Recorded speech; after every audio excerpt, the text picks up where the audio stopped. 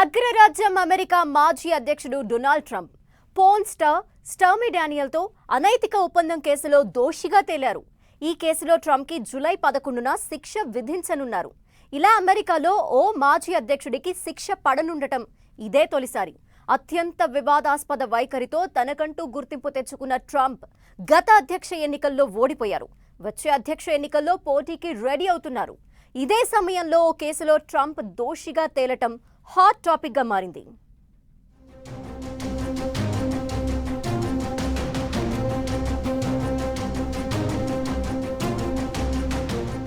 అమెరికాలో అత్యంత వివాదాస్పద రాజకీయ నాయకుడు ఎవరంటే రెండో ఆలోచన లేకుండా ఎవరైనా చెప్పే తొలి పేరు డొనాల్డ్ ట్రంప్. నిత్యం ఏదో వివాదం ట్రంప్ చుట్టూ ఉంటూనే ఉంటుంది. వ్యాపారం చేస్తూ రాజకీయాల్లోకి వచ్చిన ట్రంప్పై అమెరికాలో చాలా కేసులే ఉన్నాయి. అందులో ప్రధానమైనది గత ఎన్నికల్లో ఓటమి తర్వాత తన అనుచరులతో వైట్ హౌస్ పై దాడి చేయించడం. ఇదొక్కటే కాదు, ట్రంప్పై మరో 3 తీవ్రమైన క్రిమినల్ కేసులున్నాయి. అత్యంత రహస్యమైన సైనిక పత్రాలను ట్రంప్ తన ప్రైవేట్ ఎస్టేట్కు తరలించడం, వాటిని తన బెడ్రూమ్, బాత్రూమ్, బాల్ రూమ్లలో దాచిపెట్టడం ట్రంప్పై నమోదైన అతిపెద్ద కేసు. అమెరికా చరిత్రలో ఒక మాజీ అధ్యక్షుడిపై ఇలాంటి అభియోగాలు నమోదు కావడం ఈ కేసులోనే తొలిసారి. ఇక ప్రస్తుతం దోషిగా నిర్ధారణ అయిన పోర్న్ స్టార్ స్టార్మీ డానియల్తో అనైతిక ఒప్పందం కేసు, అధ్యక్ష ఎన్నికల్లో అక్రమాలు, జార్జియా ఎన్నికల్లో జోక్యం చేసుకోవడంపైన ట్రంప్పై నేరారోపణలు ఉన్నాయి. ఇలా నిత్యం వివాదాలతో సహవాసం చేసే ట్రంప్ తాజాగా పోర్న్ స్టార్ స్టార్మీ డానియల్తో ఉన్న అక్రమ సంబంధాన్ని బయటపెట్టకుండా చేసుకున్న ఒప్పందంలో దోషిగా తేల్చింది న్యూయార్క్ కోర్టు. స్టార్మీ డానియల్స్ కు డబ్బు ముట్టజెప్పడం కోసం బిజినెస్ రికార్డులను తారుమారు చేశారనే కేసులో ట్రంప్ను దోషిగా తేల్చింది న్యూయార్క్ కోర్టు. ఈ కేసులో జూలై 11న ట్రంప్నకు శిక్ష ఖరారు చేయనుంది. దాదాపు 34 అంశాల్లో ట్రంప్ను దోషిగా నిర్ధారించింది కోర్టు. ఇలా ఓ కేసులో దోషిగా తేలిన అమెరికా తొలి మాజీ అధ్యక్షుడు ట్రంపే కావడం గమనార్హం.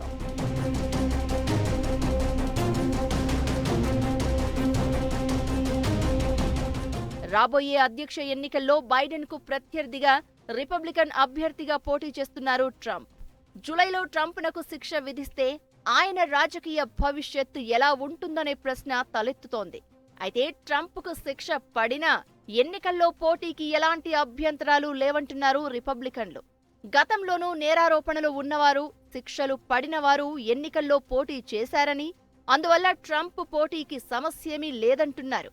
ఒకవేళ ట్రంప్ను గృహ నిర్బంధంలో ఉంచాల్సిందిగా కోర్టు తీర్పు ఇస్తే ఆయన వర్చువల్గా ప్రచారం చేసే అవకాశం ఉందంటున్నారు. మొత్తానికి ఏదైనా సరే నేరారోపణలు నిజమని తేలడంతో ఎన్నికల ముంగిట చిక్కుల్లో పడ్డారు ట్రంప్. వాస్తవానికి ట్రంప్పై ఈ కేసు కన్నా తీవ్రమైన కేసులు ఇంకా విచారణలో ఉన్నాయి. అదృష్టవశాత్తు అవేవీ ఎన్నికల ముందు విచారణకు వచ్చే అవకాశాలు కనిపించడం లేదు. ముఖ్యంగా అమెరికా రక్షణ శాఖ రహస్య పత్రాలను తన ప్రైవేట్ ఎస్టేట్కు తరలించిన కేసు ట్రంప్ను కష్టాల్లోకి నెడుతుందనే వాదనలు వినిపిస్తున్నాయి. ఈ కేసులో అభియోగాలు రుజువైతే ట్రంప్కు 100 ఏళ్ల జైలు శిక్ష పడే అవకాశం ఉందంటున్నారు. అమెరికాలోని ఫ్లోరిడాలోని ట్రంప్ గెస్ట్ హౌస్ మార్-ఏ-లాగోలో రక్షణ శాఖ రహస్య పత్రాలు దాచినట్లు గుర్తించి కేసు పెట్టింది ఫెడరల్ ఏజెన్సీ. 2020 అధ్యక్ష ఎన్నికల్లో ఓడిపోయిన తర్వాత ట్రంప్ 2021 జనవరిలో అధ్యక్ష పదవి నుంచి దిగిపోయారు. ఆయన అధ్యక్షుడిగా ఉండగా దేశ భద్రతకు సంబంధించిన కీలక రహస్య పత్రాలను ట్రంప్ వద్ద ఉంచారు. అధ్యక్ష బాధ్యతల నుంచి వైదొలిగాక ఆ పత్రాలను ట్రంప్ అమెరికా ప్రభుత్వానికి చెందిన National Archives and Records Agency NARAకి అప్పగించాలి. ఈ పత్రాలను అప్పగించాలని ఆర్కైవ్ అధికారులు కోరినా అలాంటివేవీ తన వద్ద లేవని చెప్పారు ట్రంప్. దేశ అణు రహస్యాలతో పాటు ఇతర భద్రతా ప్రణాళికకు చెందిన పేపర్లు కనిపించకపోవడంతో దర్యాప్తు చేపట్టిన ఫెడరల్ ఏజెన్సీ దాదాపు 13,000 పత్రాలు ట్రంప్ తనతో తీసుకువెళ్లినట్లు గుర్తించింది. ఇందులో సుమారు 300 పేపర్లు అత్యంత రహస్యమైనవి. అయితే వైట్ హౌస్ ఖాళీ చేయాల్సిన సమయంలో పొరపాటున తన సిబ్బంది ఆ పత్రాలను తీసుకువచ్చారని అప్పట్లో ఫెడరల్ ఏజెన్సీకి వివరణ ఇచ్చారు ట్రంప్. ఈ కేసులో అడ్డంగా దొరికిపోయిన ట్రంప్ ప్రస్తుతం విచారణ ఎదుర్కొంటున్నారు. అమెరికా అగైన్ అంటూ మళ్లీ అధికారంలోకి రావాలని కలలు కంటున్న ట్రంప్ దేశ భద్రతకు చెందిన పత్రాలను దొంగచాటుగా తీసుకువెళ్లడమే కాకుండా ఎన్నో వివాదాల్లో ఇరుక్కోవడమే చర్చనీయాంశంగా మారింది. తాజాగా దోషిగా తేలిన కేసుపై అప్పీలుకు వెళ్లే అవకాశాలను పరిశీలిస్తున్న ట్రంప్ తనపై కావాలనే బైడెన్ ప్రభుత్వం తప్పుడు కేసులు నమోదు చేయిస్తోందని ప్రచారం చేస్తున్నారు. వాస్తవానికి అమెరికాలో బిజినెస్ రికార్డులు తారుమారు చేయడం అనేది తక్కువ తీవ్రత ఉన్న నేరంగా పరిగణిస్తారు. గరిష్టంగా 4 ఏళ్ల వరకు జైలు శిక్ష ఉంటుంది. దీనిపై పూర్తి విచక్షణ అధికారం న్యాయమూర్తిదే. ఖచ్చితంగా జైలు శిక్ష విధిస్తారని కూడా చెప్పలేమంటున్నారు న్యాయ నిపుణులు. జైలు శిక్ష విధించకపోయినట్లయితే జరిమానా విధించే అవకాశాలు ఉన్నాయంటున్నారు.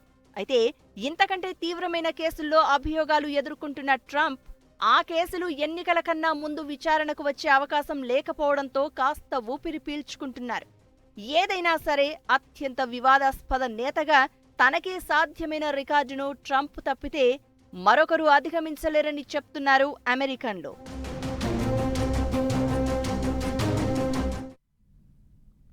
అమెరికాలో ఏ నాయకుడు ఎదుర్కోనన్ని కేసులు, ఆరోపణలు ఒక ట్రంప్ పైనే ఉన్నాయి. దుందుడుకు ప్రవర్తన, అమెరికా ఫస్ట్ అనే నినాదంతో శ్వేత జాతీయుల ప్రేమాభిమానాలు పొందిన ట్రంప్ ఆ తర్వాత తన విశ్వరూపం చూపాడు. తన మాటలు చేతలతో అభిమానుల్ని సంపాదించుకున్న ట్రంప్ అమెరికాలో కూడా అతివాద రాజకీయాలకు తెరతీశాడు. ఎన్నో కేసుల్ని ఎదుర్కొంటున్నాడు. వ్యాపారవేత్తగా ఎంతో గుర్తింపు తెచ్చుకున్న ట్రంప్ రాజకీయాల్లోకి వచ్చి అప్రతిష్ట మూటగట్టుకున్నాడు. అయినప్పటికీ ట్రంప్ని మూర్ఖంగా ప్రేమించే అభిమానులు ఇప్పటికీ ఉన్నారు. పోర్న్ స్టార్ కేసులో శిక్ష పడితే ట్రంప్కి మద్దతు ఉపసంహరించుకుంటామని చెప్పేవారు కేవలం 4% ఉండటం పరిశీలిస్తే ట్రంప్ ఫాలోయింగ్ ఎలా ఉంటుందో అర్థమవుతోంది.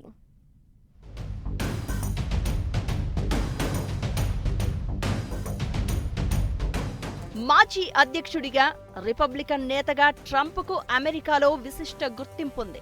ఆ మాటకొస్తే ప్రపంచవ్యాప్తంగా శ్వేత జాతీయుల్లో ట్రంప్కు అభిమానులు ఉన్నారు. అమెరికా ఫస్ట్ అనే నినాదం తన జమానాలో అమెరికన్లకు పెద్దపీట వేయడంతో చాలా మంది ట్రంప్పై పిచ్చి ప్రేమను పెంచుకున్నారు. ఆ ప్రేమతో అమెరికా క్రమశిక్షణ కూడా కట్టుతప్పుతూ ఉంటారు ట్రంప్ అభిమానులు. అధ్యక్ష ఎన్నికల్లో ఓటమి తర్వాత క్యాపిటల్పై దాడి చేసి సంచలనం సృష్టించారు ట్రంప్ అభిమానులు.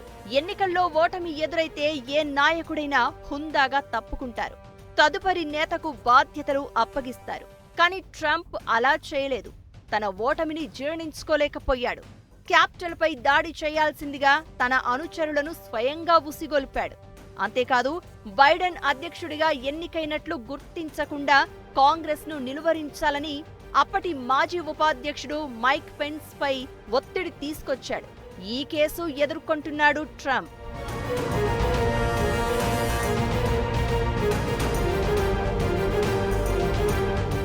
తన విపరీత ప్రవర్తనతో సోషల్ మీడియా నిషేధం కూడా ఎదుర్కొన్నాడు ట్రంప్.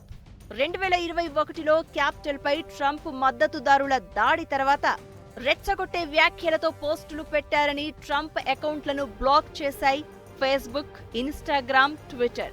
2 ఏళ్ల పాటు ట్రంప్ ఎలాంటి పోస్టులు పెట్టకుండా నిషేధం విధించాయి.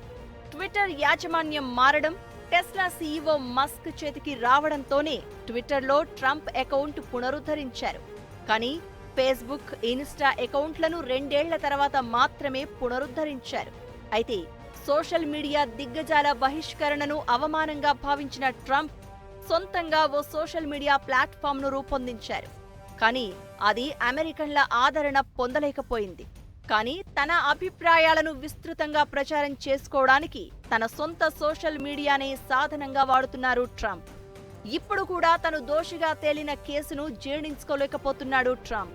ఇది అవమానకరమంటూ తీర్పును కొట్టిపడేసిన ట్రంప్ అవినీతిపరుడైన ఒక వివాదాస్పద న్యాయమూర్తి జరిపిన విచారణ అంటూ తేలిగ్గా తీసిపడేశారు. నిజమైన తీర్పు నవంబర్ 5 నాటి అధ్యక్ష ఎన్నికల్లో ప్రజలిస్తారని చెబుతున్న ట్రంప్ ఇప్పటికీ తాను అమాయకుడిని అనే ప్రచారం చేస్తున్నారు. దేశం కోసం, న్యాయం కోసం తన పోరాటం కొనసాగుతుందంటున్నారు ట్రంప్.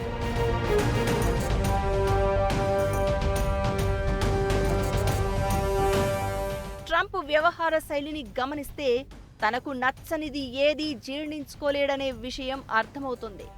అగ్రరాజ్య అధిపతిగా పనిచేసిన తన సంకుచిత ధోరణి మాత్రం వీడలేదు. పక్కా కమర్షియల్ అన్నట్లు తనకు మంచి జరిగితే స్వాగతించడం, మింగుడు పడకపోతే బురద జల్లడం ట్రంప్ నైజంగా కనిపిస్తోంది. ఇదే వైఖరి వల్ల తరచూ చిక్కుల్లో పడుతున్నారు ట్రంప్. అధికారంపై మమకారం చంపుకోలేక దిగజారుడు రాజకీయాలకు పాల్పడుతూ చేజేతులా అప్రతిష్ట మూటగట్టుకుంటున్నారు.